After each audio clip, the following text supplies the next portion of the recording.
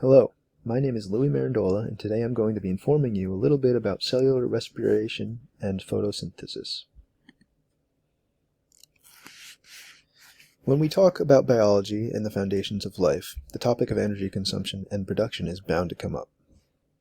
When we think of energy, we envision an animal eating its food, which then gives them energy to go about their daily business. However, on a cellular level, there's a bit more going on than just a good meal.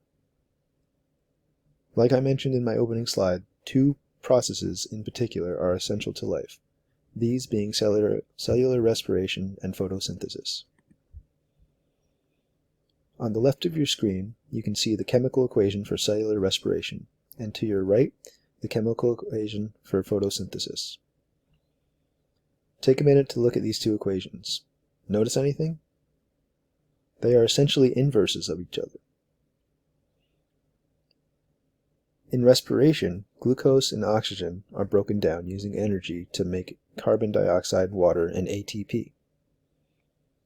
In photosynthesis, carbon dioxide and water use light energy to be converted into glucose and oxygen.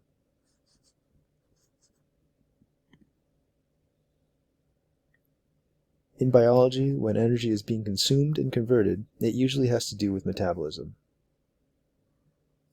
or metabolic pathways.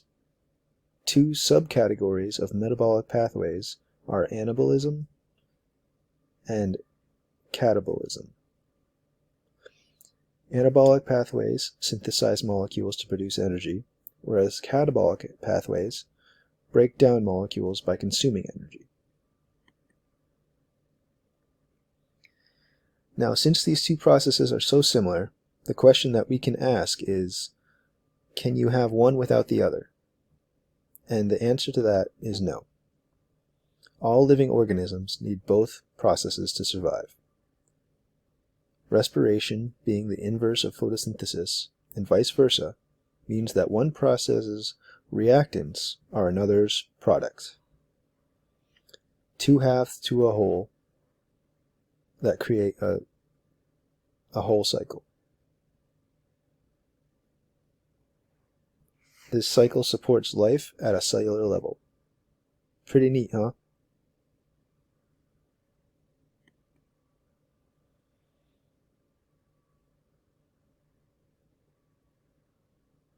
I hope from my talk that I've taught you something today.